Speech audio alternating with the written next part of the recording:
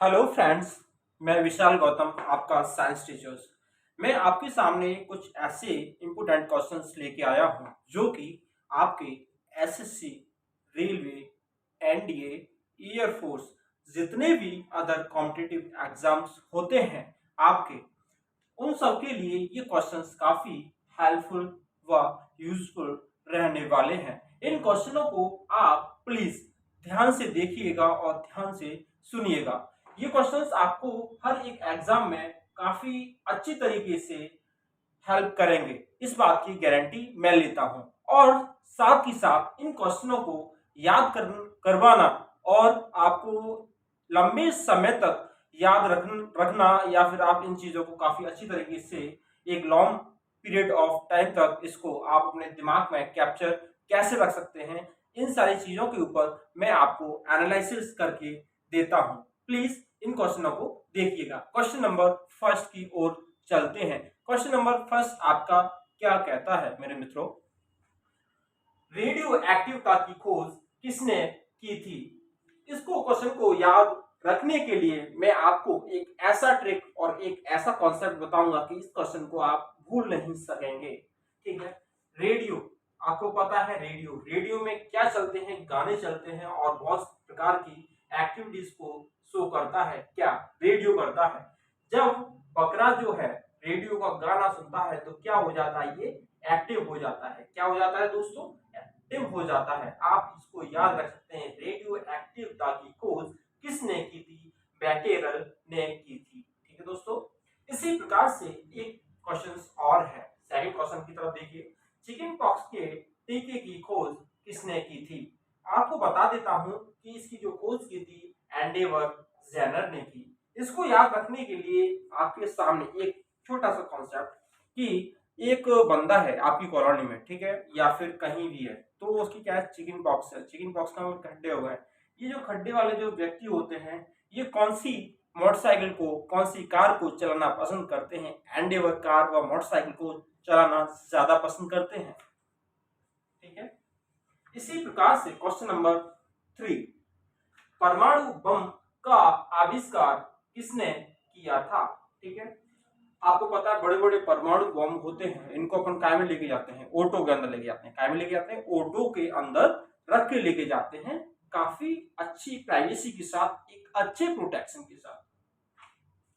Auto horn किसने की थी? परमाणु बम का आविष्कार किसने किया था? ओटो हॉर्न ने किया था। इसी प्रकार से क्वेश्चन नंबर 4 देखिए। रॉकेट की कार्य प्रणाली किस पर कार्य करती है? संवेग संरक्षण पर करती है। रॉकेट जो होता है, रॉकेट, आप इसको, रॉकेट जो होते हैं, रॉकेट को आप, जितने भी रॉकेट है, सब रॉकेट को आप बैग में रख सकते हो? नहीं रख सकते हैं। सारे रॉकेट को आप एक साथ बैग में संरक्षित नहीं रख सकते हैं। ठीक है, रॉकेट कार्य प्रणाली किस पर कार्य करती है? संवेग संरक्षण पर करती है। इसी प्रकार से मेरे मित्रों क्वेश्चन नंबर 5 की ओर चलते हैं हम। ध्वनि की त्वरक किस पर निर्भर करती है? ठीक है, इसकी जो त्वरक जो होती है, आवृत्ति होती है, जिसको अपन इंग्लिश में वेवलेंथ कहते हैं, वो कार्य करती है आवृत्ति पर। किस पर करती है? आवृत्ति पर करती है। इसी प्रकार से क्वेश्चन नंबर 6 की ओर बात करते हैं। कौन सी विधि के माध्यम से जीवाश्म की आयु का निर्धारण किया जाता है, वह निर्धारित की जाती है? आपने सुना होगा कि, आपको पता है फॉसिल फ्यूल्स अपने को कैसे मिलते हैं, जैसे पेट्रोल हुआ, कैरोसिन हुआ, और सारे जितने भी फॉसिल फ्यूल्स होते हैं वो अपने को कैसे मिलते हैं। मैं चर्चा करता हूं इस टॉपिक के ऊपर कि जैसे कि हजारों साल पहले, मिलियन साल पहले जितने भी लिविंग ऑर्गेनिज्म थे, जितने भी जीव थे, वो मर गए थे, है ना। जैसे कि प्लांट्स हुए, बहुत सारे जीव हुए, वो मर गए, वो मिट्टी के अंदर दब गए, वो मिट्टी के दबते दबते दबते दबते उनको हजारों साल, करोड़ों साल हो चुके, और वो कन्वर्ट हो गए फॉसिल फ्यूल्स के अंदर। इसके अंदर हुए फॉसिल फ्यूल्स, जिसको अपन मिट्टी का तेल बोल सकते हैं, पेट्रोल बोल सकते हैं, अदर सोर्सेज की बात कर सकते हैं, कोयला हुआ, है ना। इसी प्रकार से कार्बन डेटिंग, है ना। तो आपको पता होगा कि कार्बन, आपको पता है जब इन सारी चीजों को अपन जलाते हैं तो क्या निकलता है? उसमें से कार्बन रिलीज होता है। कार्बन रिलीज होता है, तो इसी प्रकार से आप याद कर सकते हैं कार्बन डेटिंग। ठीक है मेरे दोस्तों, इसी प्रकार से क्वेश्चन नंबर 7 की ओर चलता हूं। देखिए क्या है, कोयले की खान में काम करने वाले जो व्यक्ति होते हैं, कोयले की खान में जो व्यक्ति काम करते हैं, जो इंसान वर्क करते हैं, उनको कौन सा रोग होता है ना? तो उनको जो रोग होता है सिलिकोसिस होता है। कौन सा होता है? सिलिकोसिस। याद रखने के लिए उनको जो रोग होता है सिल्की रोग हो जाता है। क्या हो जाता है? सिल्की रोग हो जाता है।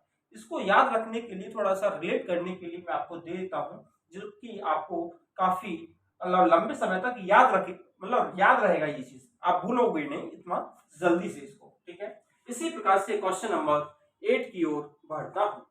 ईसीजी एंड बीसीजी में फर्क क्या होता है? ये क्वेश्चन काफी मोर इम्पोर्टेंट है। क्या है ये? More important. ये काफी पेपर्स में आज तक पूछ लिया गया है। इसको जरा ध्यान से देखिए। देखिए जो सी होता है, सी का मतलब होता है कार्डियो। ठीक है, इसको आप एक बार अच्छी तरीके से माइंड में सेट करना कि जो सी जहां पे भी दिख जाए तो उसको वो होता है कार्डियो। और कार्डियो को, जो कार्डियो होता है, कार्डियो का संबंध कैसे होता है? हार्ट से होता है मेरे दोस्त। कैसे होता है? हार्ट से होता है ना? तो इसका जो फुल फॉर्म होता है वो होता है इलेक्ट्रोकार्डियोग्राफ। इसके माध्यम से हम हार्ट की बीमारियों का पता कर सकते हैं। इसी प्रकार से मैं बात करता हूं बीसीजी की फुल फॉर्म की। इसकी जो फुल फॉर्म होती है बेसिली कॉलमेटेगुरिन। ठीक है, जो ईसीजी एंड बीसीजी ये दोनों का फुल फॉर्म है। इसको आप अच्छी तरीके से गौर से देखो और इसको पढ़िए।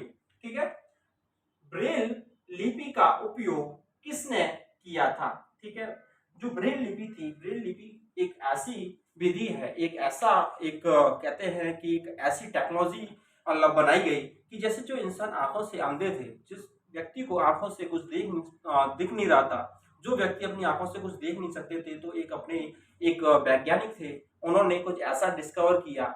उन्होंने जब डिस्कवर किया तो उन्होंने सोचा कि यार जो व्यक्ति हैं जो आंखों से देख नहीं सकते, तो ये पढ़ कैसे सकते हैं? कुछ लोग ऐसे होते हैं कि इंटरेस्टेड होते हैं पढ़ने के लिए, तो उन व्यक्तियों की सुविधा के लिए हमने एक ब्रेल लिपि का आविष्कार किया था। ब्रेल लिपि का माध्यम ऐसा था कि उसमें ऐसे पॉइंट छेद करके, या फिर उन्होंने ऐसी चीजों को आसान कर दिया कि अंधे व्यक्ति भी वो इसके माध्यम से पढ़ सकते हैं, लिख सकते हैं, और जो उनका जो ड्रीम है उसको वो प्राप्त कर सकते हैं पढ़कर, है ना? इसी प्रकार से जो वैज्ञानिक थे वो थे लुईस ब्रेल। लुईस ब्रेल के दिमाग में आता है कि कुछ ऐसा किया जाए, कुछ ऐसा बनाया जाए जिससे कि जो ब्लाइंड मैन है उनको हेल्प मिल सके। इसी प्रकार से क्वेश्चन नंबर 10 की बात करता हूं मैं दोस्तों। दूध में कौन सा अम्ल उपस्थित होता है? ये अम्ल ऐसा अम्ल है कि आप इसको जब लेंगे, आप इसको पिएंगे, खाएंगे, तो ये आपकी बॉडी के लिए काफी हेल्पफुल रहने वाला है और काफी बॉडी में एक्टिव जो चीजें होती हैं उनको प्रदान करता है। ठीक है, ये होता है लैक्टिक एसिड। इसका कोई गलत प्रभाव नहीं है। ठीक है दोस्तों, इसलिए इसमें पाया जाता है लैक्टिक एसिड। इसी प्रकार से मैं एक क्वेश्चन और आपके सामने लेके आता हूं कि ऊंट होता है, जो ऊंट होता है जिसको इंग्लिश में अपन कैमल बोलते हैं और रेगिस्तान के जहाज के नाम से जाना जाता है, और आपको पता है बीकानेर के अंदर पूरे विश्व का सबसे बड़ा मेला बीकानेर में भरता है। इसी प्रकार से जो ऊंट होता है एक बार में 151 लीटर पानी पी जाता है मेरे मित्रों। ठीक है, इसी प्रकार से क्वेश्चन नंबर 11 की ओर चलते हैं। दूध की शुद्धता को, ठीक है, इसकी जो प्योरिटी होती है, जो मिल्क की जो प्योरिटी होती है, इसको अपन किस में मापते हैं? इसी प्रकार से जो इसका आंसर होगा वो होगा लैक्टोमीटर। लैक्टोमीटर के माध्यम से हम दूध की एफिशिएंसी का, दूध के बारे में काफी अच्छी तरीके से पता कर सकते हैं कि इसमें फैट कितना है, इसमें और भी चीजें कितनी पाई जाती हैं, जैसे आपका फैट वेट होता है ना, और भी चीज होती है, तो उसके माध्यम से अपन पता कर सकते हैं लैक्टोमीटर के माध्यम से। इसी प्रकार से ये क्वेश्चन आता है 12। ठीक है, आपको ये क्वेश्चन काफी मतलब कंफ्यूज करता है, और आज तक हर एक स्टूडेंट के सामने ये क्वेश्चन आया है और उन्होंने इस क्वेश्चन का जो आंसर है वो गलत ही दिया है ज्यादातर। बिकॉज ऑफ दैट लोगों को क्या लगता है कि जैसे लोहा होता है, लोहा जब पड़ा रहता है जमीन के ऊपर, तो क्या होता है कि जैसे धीमे धीमे गलना स्टार्ट हो जाता है, तो लोगों को क्या लगता है कि यार इसका जो वजन है वो घट रहा है ना, घट रहा है, ऐसा लोग सोचते हैं। बट ऐसा नहीं है मेरे मित्र।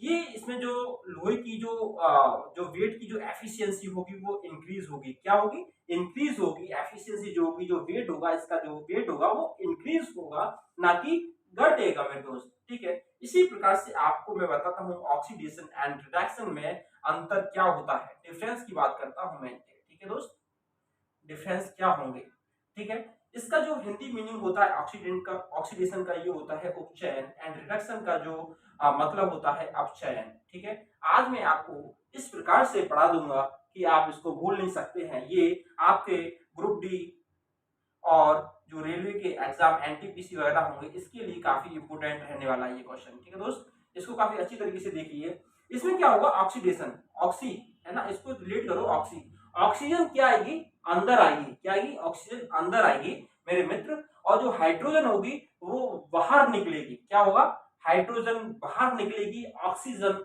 अंदर आएगी।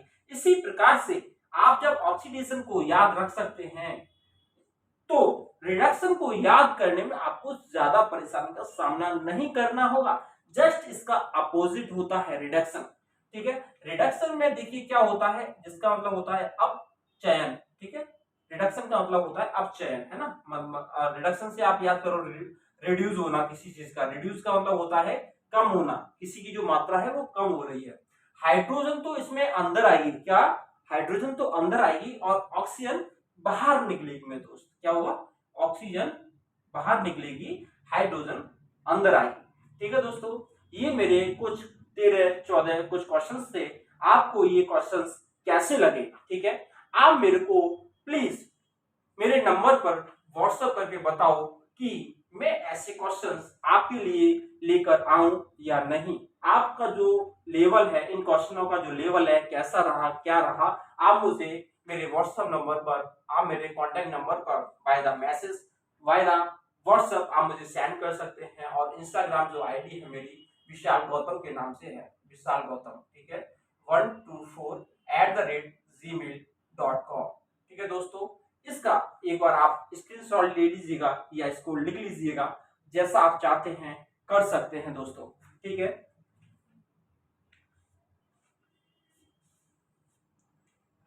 ठीक है दोस्तों, आप इसका स्क्रीनशॉट ले लिए होंगे। मैं आपसे उम्मीद करता हूं कि जो मैंने आपको पढ़ाया है आपको काफी अच्छी तरीके से समझ आया होगा, ठीक है दोस्तों। मैं मिलता हूं आपको नेक्स्ट वीडियो में। मेरा वीडियो आपको कैसा लगा मुझे मेरे व्हाट्सएप नंबर पर आप सेंड करके बता दीजिए, टेक्स्ट मैसेज के थ्रू मुझे बता दीजिए, कमेंट के थ्रू मुझे बता दीजिएगा। मैं मिलता हूं आपको नेक्स्ट वीडियो में। जय हिंद, जय भारत। ओके।